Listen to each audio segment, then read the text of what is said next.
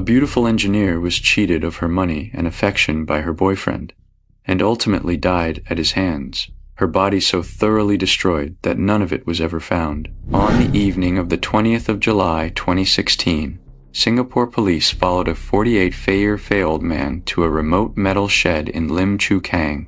There were no houses nearby, and almost no traffic passed by. The air still carried a faint smell of kerosene. The police asked the man, "Where is Kui Ye?" The man pointed to the empty shed. There was no fear on his face. Instead, an unsettling smile. He said, "She is right here." Then he added, "But now, there's nothing left." 3 days earlier, he had brought a 31-year-old Chinese female engineer to the spot. He bought large quantities of charcoal and kerosene and burned her for 3 days and 2 nights. Whenever he found that the burning was incomplete, he added more fuel. The remaining ashes were collected and scattered into the sea. He dared to lead the police to the scene because he believed that no intact body could be found there.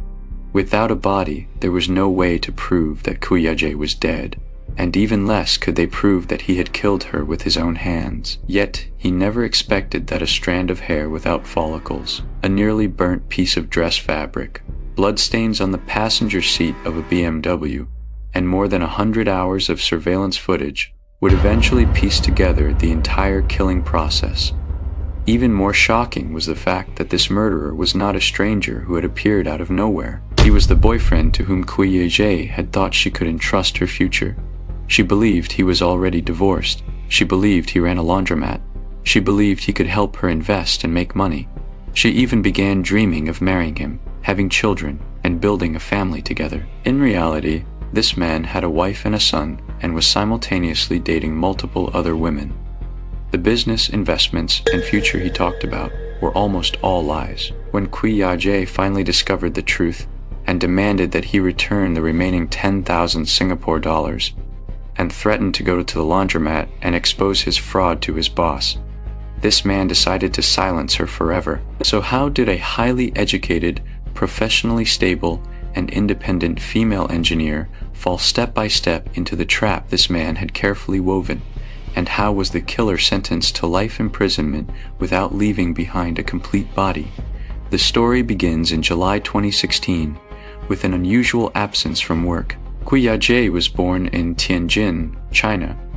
She was 31 years old at the time. She held a bachelor's degree from Tianjin University and later earned a master's degree from the University of Southampton in the United Kingdom. After finishing her studies, she worked at the Chinese Academy of Sciences before moving to Singapore for further career development. In 2012, Kui Ye joined MediaTek, a semiconductor company. Through her outstanding professional abilities, she gradually rose to become a senior engineer. In 2015, she obtained Singapore permanent residency. In her parents' eyes, their daughter had always been independent and self-reliant. From her studies to her career and moving abroad, she had planned almost every step clearly. Her parents rarely interfered with her decisions because they trusted that she could take care of herself. In the eyes of her colleagues, Kui Ye was equally diligent and responsible.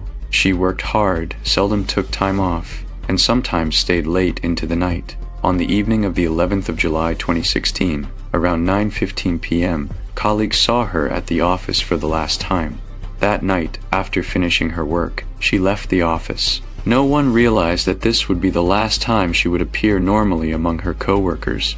The next morning, Kui Ye did not come to work. At first, no one immediately assumed the worst. Maybe she was unwell. Maybe something urgent had come up and she had forgotten to request leave. But her phone went unanswered, and messages received no reply. For someone who almost never missed work without notice, this was highly unusual.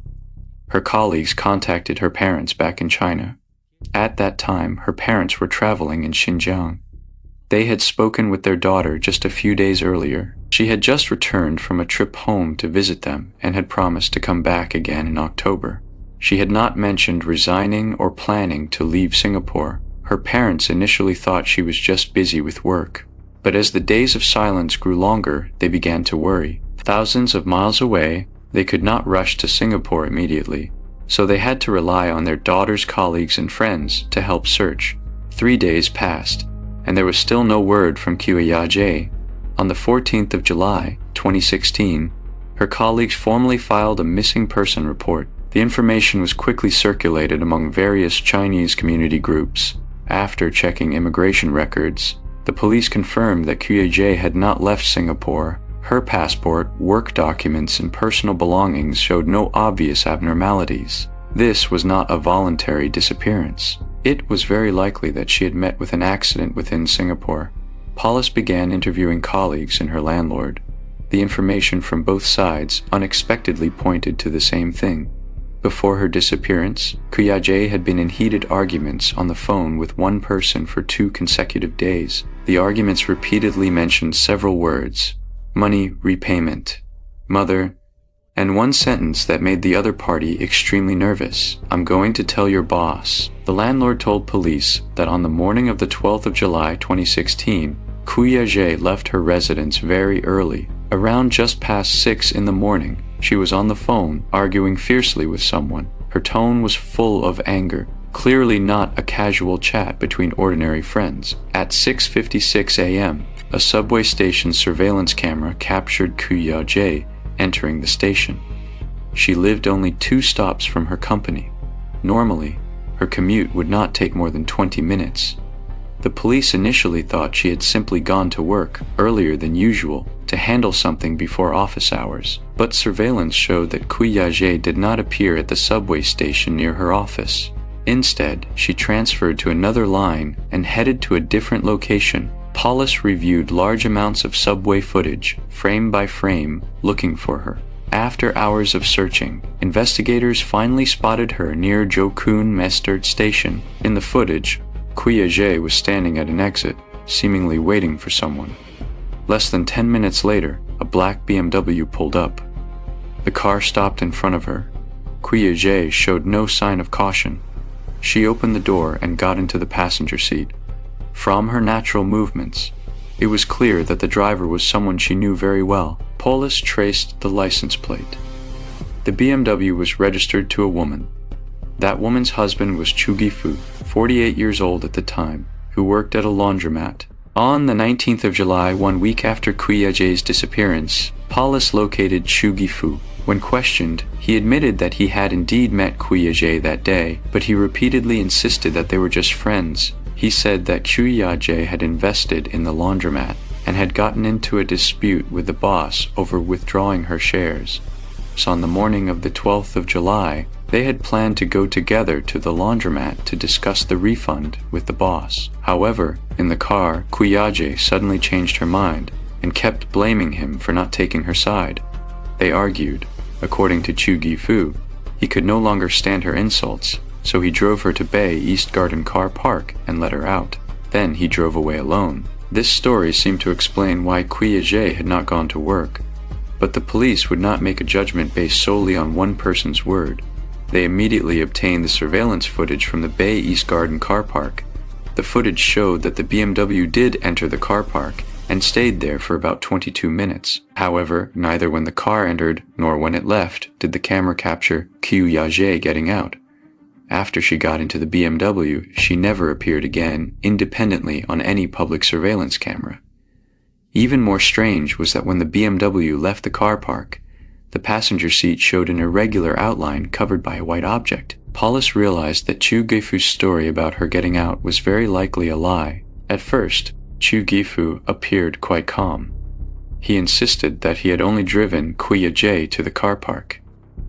As for where she went afterward, he claimed to have no idea, but the car park surveillance had already proven that Kuya-jae never got out of the car. Police arrested Chu Gi-fu on the spot and impounded the black BMW.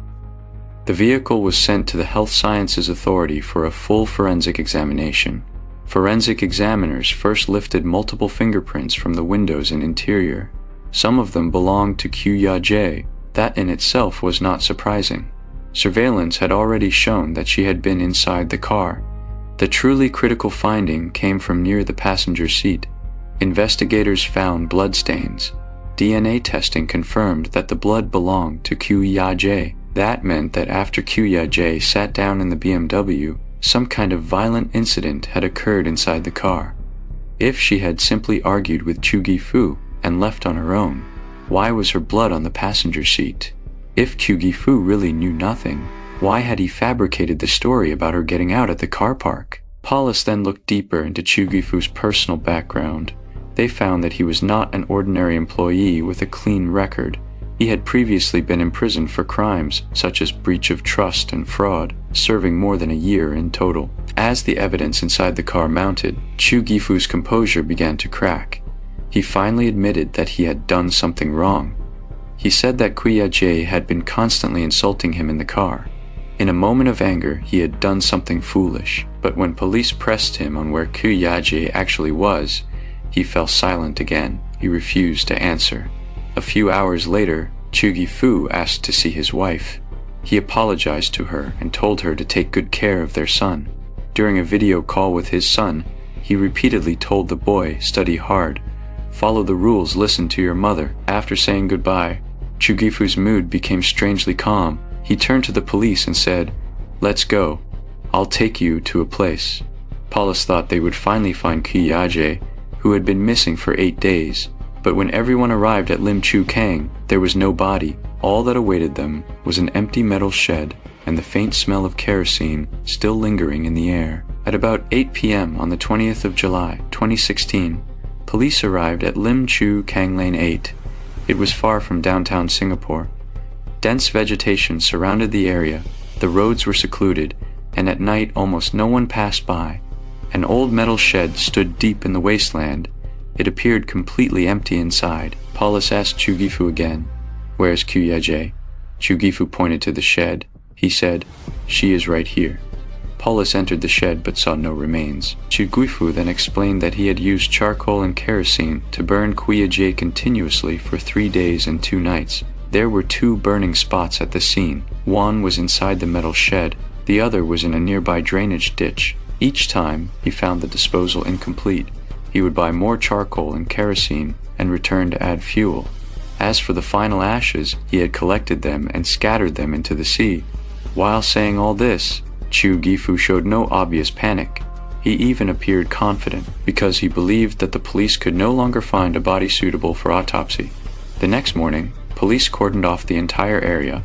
More than 20 officers with sniffer dogs conducted a grid search covering a 2 kilometer radius around the shed and the ditch. The water in the ditch was drained. The metal shed was taken apart. Soil, ash, plants, and all suspicious items nearby were collected one by one. After an extensive search, police found some bone fey-like structures. In addition, there were a strand of hair, a bra clasp, and some charred fabric fibers. However, preliminary identification was disappointing. The bone fey-like structures found at the scene did not belong to a human. The hair had no follicles, so routine nuclear DNA testing could not be used. If the remaining evidence could not be confirmed to belong to Kuya-jae, Chu Gifu might exploit the no-body loophole to create reasonable doubt. He had already admitted to the burning, but admitting to burning something did not directly prove murder. The breakthrough eventually came from that seemingly unidentifiable strand of hair. Ordinary DNA testing usually relies on hair follicles, because follicles contain relatively complete nuclear DNA. But the hair found at the burning scene had lost its roots and had been severely heat-fey damaged. The Health Sciences Authority decided to use mitochondrial DNA analysis. Unlike nuclear DNA, mitochondrial DNA is more abundant and can still be detected in highly decomposed, charred, or severely degraded samples. Mitochondria are inherited through the maternal line. Therefore, police obtained a hair sample from Kuya-jae's mother and compared it with the hair from the scene. The final result showed the hair found near the metal shed had a maternal genetic relationship with Kuya-jae's mother. Combined with other evidence, police confirmed that the hair belonged to Kuya-jae. This was the first decisive breakthrough. Police then investigated the clothes Kuya-jae had been wearing on the day she disappeared. Surveillance footage showed her wearing a floral fey print dress. Police identified the brand and style, but the same style was sold out. To complete the fiber comparison, investigators contacted customers who had bought the same dress through the mall and borrowed 2 identical dresses as samples. The Health Sciences Authority compared the samples with the charred fibers found at the burning site. The results showed that the materials and textile structures matched. Chu Gifu himself also admitted that Kyu-jae had been wearing that dress on the day she disappeared. At this point, police were able to prove Kyu-jae had gotten into Chu Gifu's BMW. Her blood was found on the passenger seat. Her hair was found at the burning site. Fibers from the dress she had worn were also found at the same location. Moreover, Chu Gifu not only knew about the burning site but could accurately point out the two burning spots. He was the one who had brought her there. But one crucial question remained unanswered. What exactly was their relationship, and why did Chu Gifu feel the need to make Kyu-jae disappear completely? When questioned by police, Chu Gifu consistently denied being Kyu-jae's boyfriend. He said he was already married, with a wife and a child. Kyu-jae was just an ordinary friend. As for why they had watched movies together, and why he had given her flowers, cakes, and a gold necklace, Chu Gifu offered an utterly absurd explanation. He said these were all things Kyu-jae had asked him to do. She wanted to show off to others that she had a boyfriend, so she asked him to temporarily play the role of a lover. Even the flowers and gifts on her birthday were just part of the act. Chu Gifu also claimed that their relationship had always been driven by Kyu-jae's unilateral initiative. He even said that when he received her investment money, he did not even know her real name and only addressed her by a nickname. Police quickly found that his story was full of holes. Kyu-jae's colleague, Zhuang Huini, had seen the two at a movie theater. At that time, Kyu-jae and Chu Gifu were arm in arm.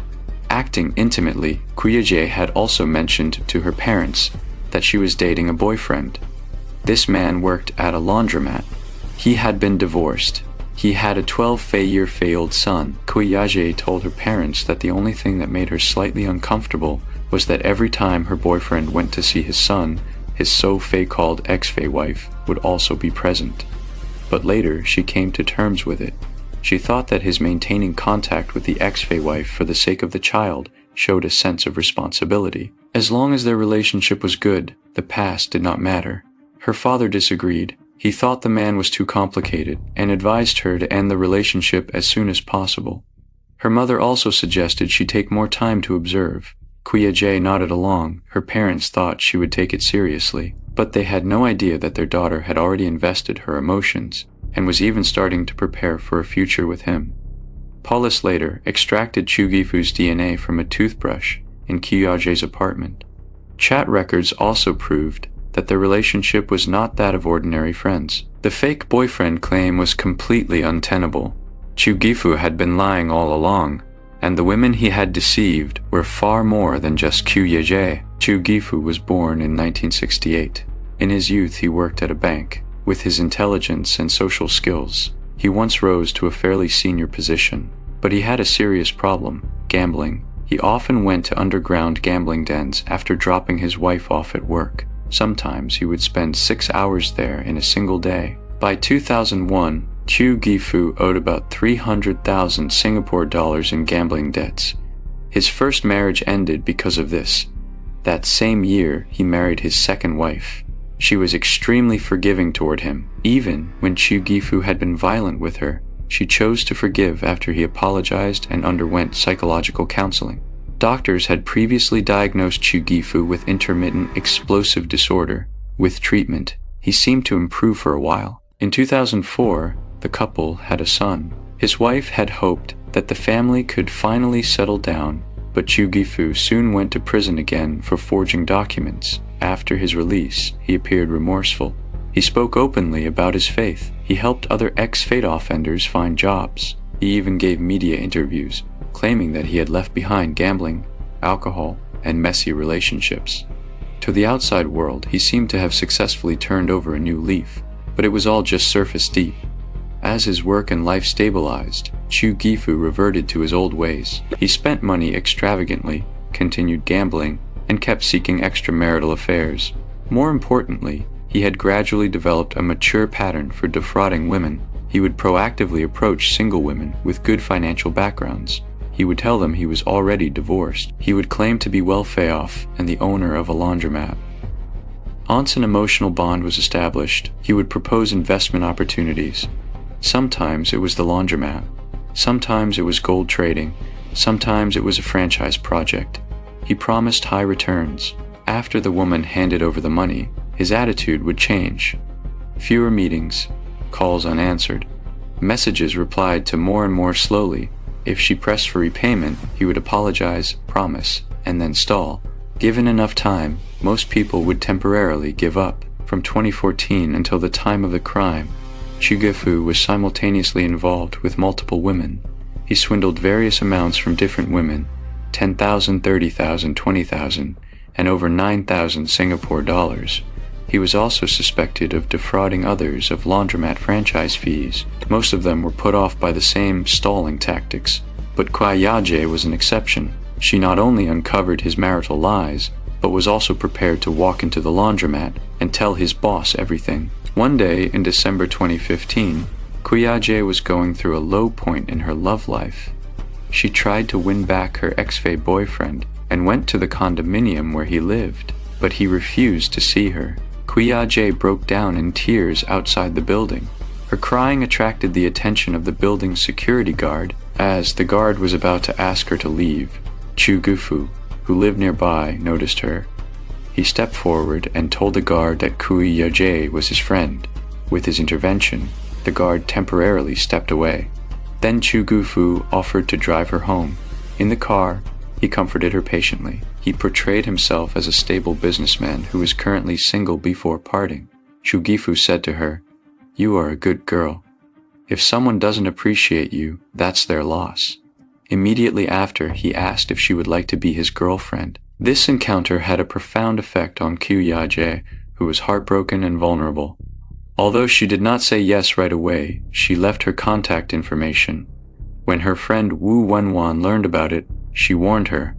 A stranger who proposes a relationship as soon as you meet is not worth trusting so easily. But Chu Gifu was warm, attentive, and skilled at saying exactly what she wanted to hear. After about a month of dating, Kuyaje accepted his pursuit. In her eyes, Chu Gifu was mature, caring, and had his own business. Even though he had a failed marriage, he was willing to take responsibility for his son. She thought she had met a man with a past who was genuinely ready to start over. In early 2016, Chu Gifu proposed an investment plan to her. He said he ran a laundromat and could also help her invest in gold. Kuyaje believed him.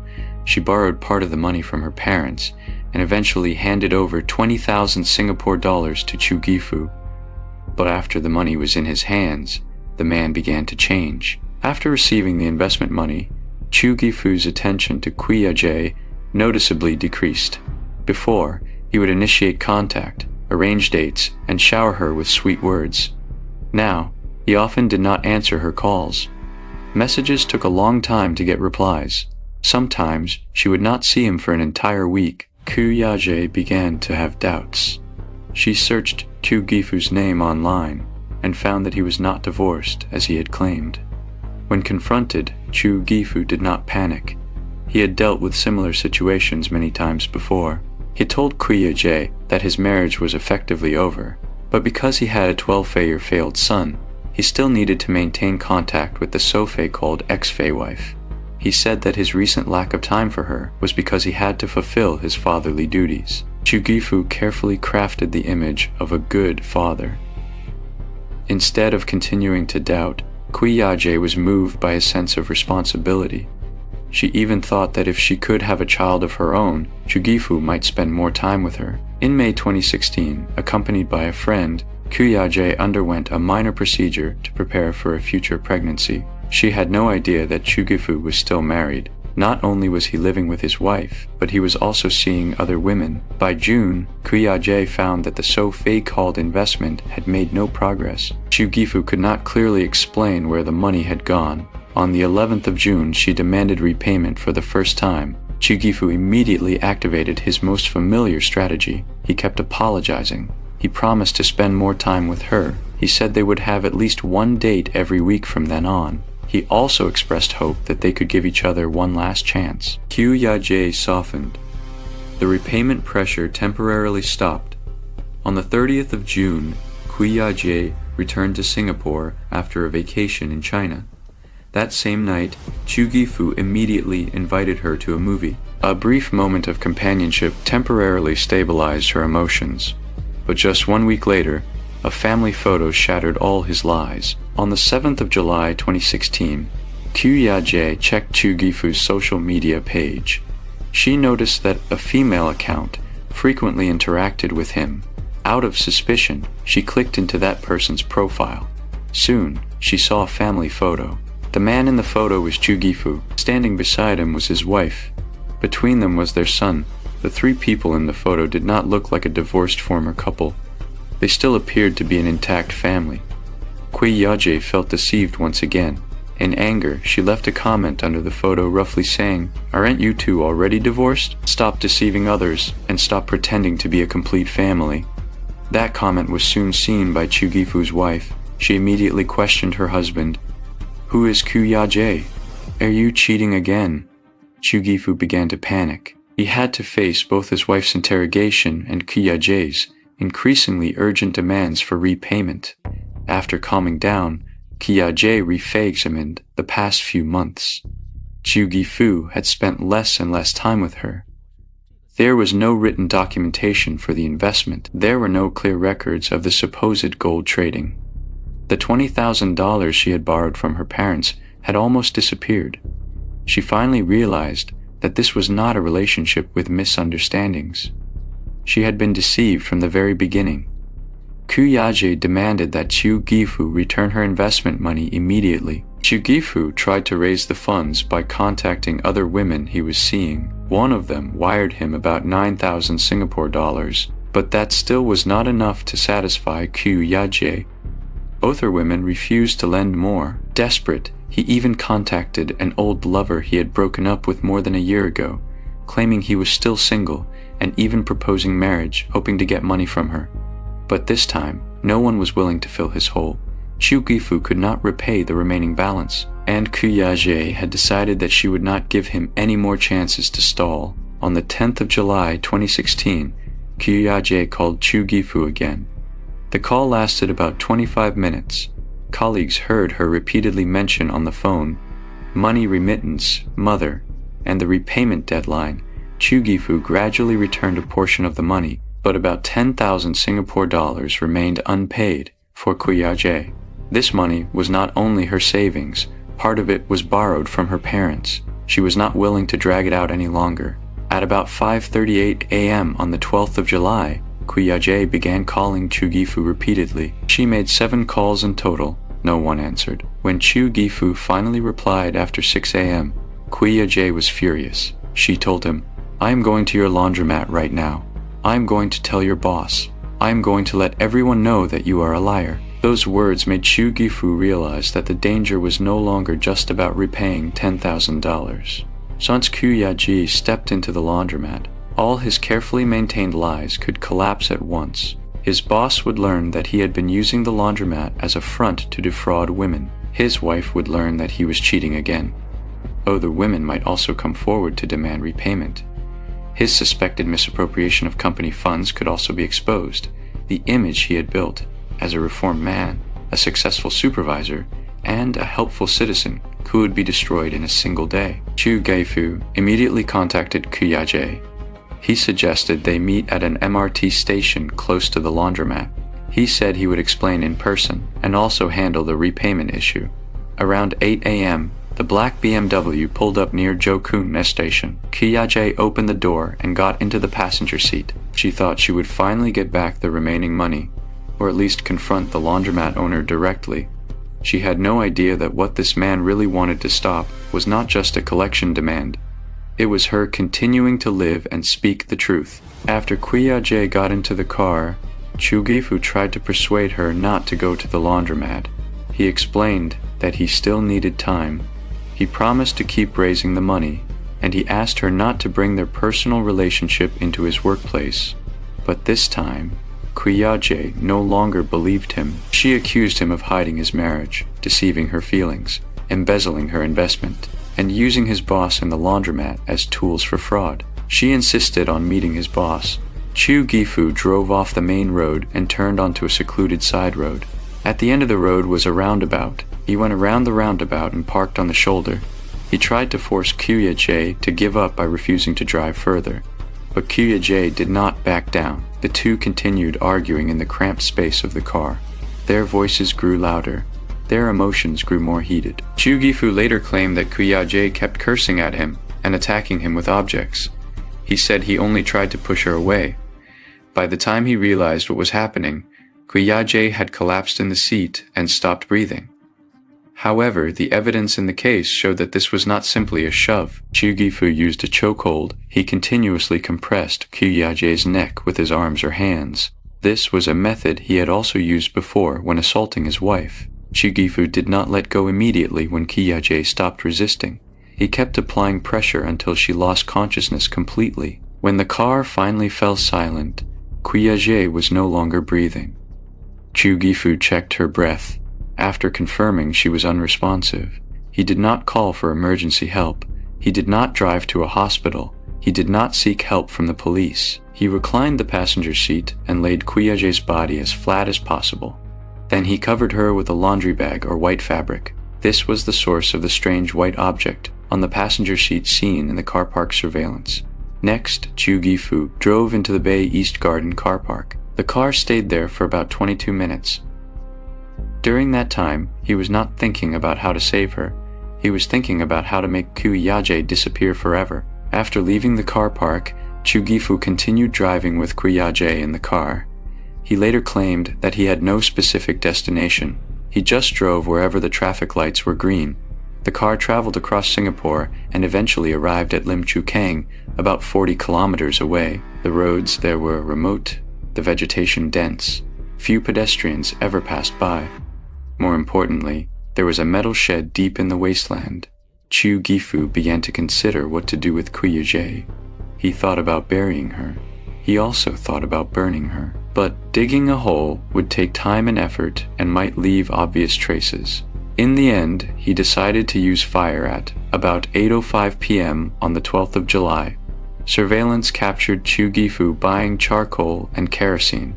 The license plate was clearly recorded by the store's nearby camera. At about 12:25 a.m. on the 13th of July, he returned home.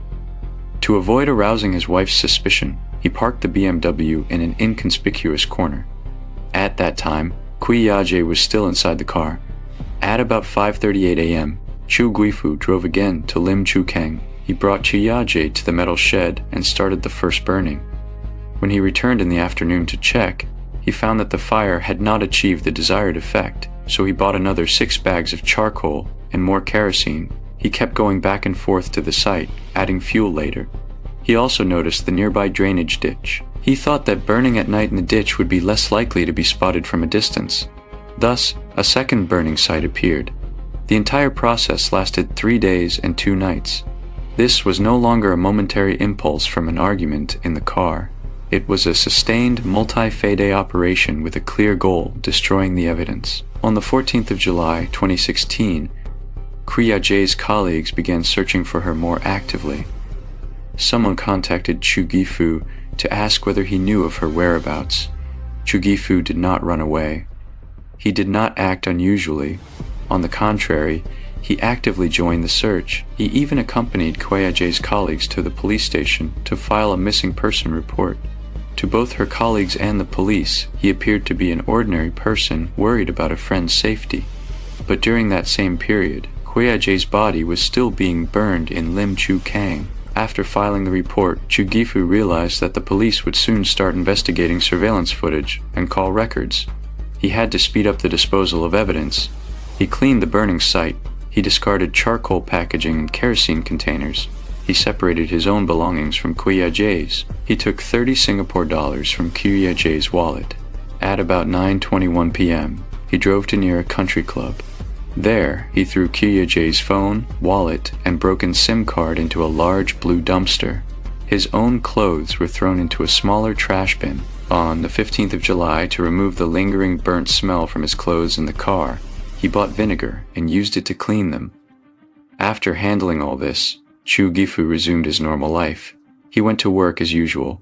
He continued contacting other women.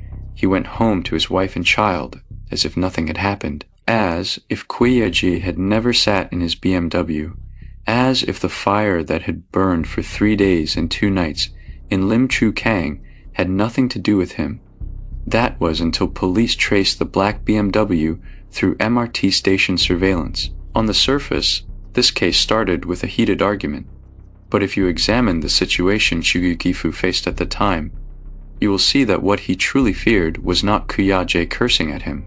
It was that Kuya-jae was about to expose him. Chu Gifu had hidden his marriage from Kuya-jae. He had gained her trust through a romantic relationship. He had taken 20,000 Singapore dollars from her under the guise of laundromat and gold investments. That money had not gone into any legitimate investment project. Most of it had been used to plug his personal debts and other financial holes. When Kuya-jae saw the family photo, she knew for certain that she had been scammed. She no longer accepted sweet talk. She was no longer willing to wait. Even more critically, she explicitly stated that she was going to the laundromat to see his boss. If the boss learned the truth, Chu Gifu would face more than just a debt. His pattern of defrauding women in the name of the laundromat would be exposed. Other victims might come forward. His suspected misappropriation of company funds could also be investigated. His wife would know that he had cheated again. His job, his marriage, his reputation, and his freedom could all be lost at once. Thus, Chu Gifu's motive for murder can be broken down into 4 layers. The first layer was the pressure to repay $10,000. The second layer was that his extramarital affair was about to be fully exposed to his wife. The third layer was that multiple women and investment fraud schemes might be exposed simultaneously. The fourth, and the most serious, was that Kuya-jae's threat to report him to his boss could trigger a criminal investigation. What Kuya-jae truly threatened was not just his money. It was the entire life he had built on lies. The greatest difficulty in this case was that police had no intact body. In a traditional murder case, an autopsy can determine the victim's identity, the cause of death, the time of death, the characteristics of the wounds, and whether any other forces were involved. But in this case, Kuya-jae's body was almost completely incinerated. Chu Gifu relied on that very fact, believing that police could not convict him. The prosecution had to prove 4 things without a body: that Kuya-jae was indeed dead, that she was killed by Chu Gifu, that Chu Gifu's actions were intentional and aimed at causing death, that the disappearance, the blood, and the burning site were not unrelated coincidences. Police ultimately built a complete chain of evidence. First, her movements. The last public surveillance image of Kuya-jae showed her getting into Chu Gifu's BMW. After that, she never appeared independently again. She did not leave the country, did not use her bank account, and did not actively contact anyone. Second, the vehicle. Her blood was found near the passenger seat. Her fingerprints were also inside the car. The car park surveillance showed an unusual outline on the passenger seat covered by a white object. Third, the burning site. Mitochondrial DNA confirmed that the hair belonged to Kuya-jae. The charred fibers matched the floral dress she had worn on the day of her disappearance. A bra clasp and other remains were also found at the scene. Fourth, purchase records. Surveillance captured Chu Gifu buying charcoal and kerosene. His car traveled back and forth to Lim Chu Kang multiple times. He later bought vinegar in an attempt to remove the burnt smell. Fifth, acts of evidence destruction. He discarded the phone, wallet, SIM card, and clothing. He fabricated the story of Kuya-jae getting out at the car park.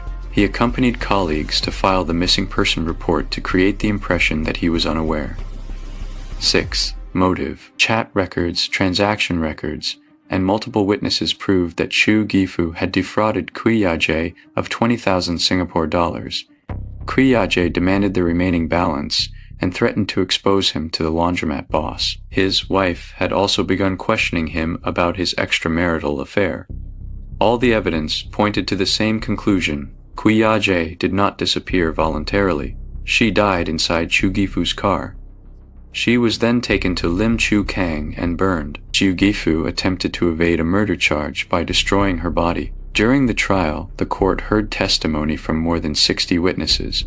More than 200 pieces of evidence were reviewed. Police also compiled over 100 hours of surveillance footage.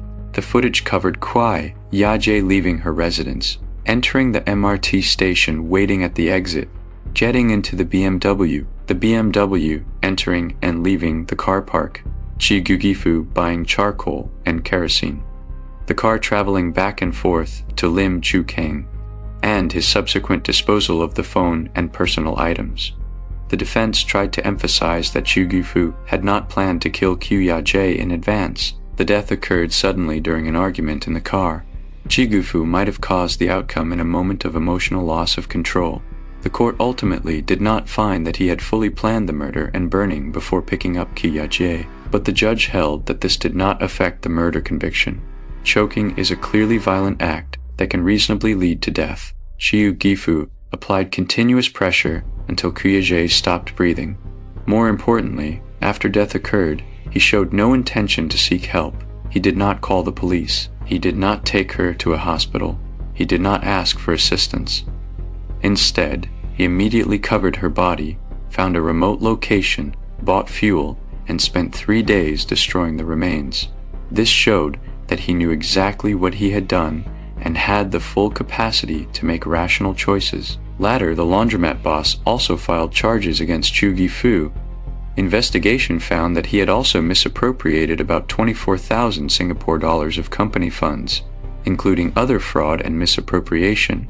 The total amount involved was close to 89,000 Singapore dollars. On the 19th of August 2019, the Singapore court delivered its verdict. Chu Gifu was sentenced to life imprisonment. Because he was 51 years old at the time of sentencing, he was not given caning. He did not appeal, barring any special circumstances. He will spend the rest of his life behind bars. What Q-Ya-jae had wanted to get back in the end was just the remaining 10,000 Singapore dollars.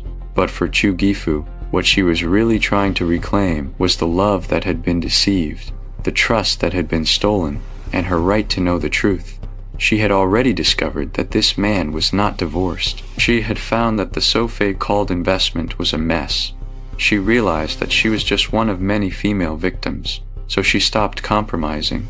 She decided to go to the laundromat and expose everything to his boss personally, and that made Chu Gifu realize that the stalling and sweet talk he had used on other women had failed. As long as Q-Ya-jae kept pushing, his marriage, his job, his fraud, and his embezzlement could all be exposed. So he did not choose to repay the money. He did not choose to take responsibility. He chose to silence the one person who knew the truth. The killing may have taken only a few minutes inside the car, but in the 3 days and 2 nights that followed, Chu Gifu had countless opportunities to stop. He could have called the police. He could have turned himself in. He could have preserved the body so that Q-Ya-jae's parents could at least see their daughter one last time. Instead, he chose to add charcoal and kerosene again and again. He chose to destroy the phone and clothing. He chose to accompany colleagues to file a missing person report. He chose to return to his wife and son and continue pretending he knew nothing. He thought that without a body, there could be no murder. But he forgot. When a person disappears from the world, they leave behind their movements. Lies leave behind loopholes. Vehicles leave behind blood. Fire leaves behind fibers. Even a strand of hair without follicles can speak the truth years later. Chu Gifu ultimately failed to make Q-Ya-jae truly disappear. Paulus used more than 200 pieces of evidence to reconstruct the last day of her life. A body can be burned to ash, but the truth will not turn to ashes with it.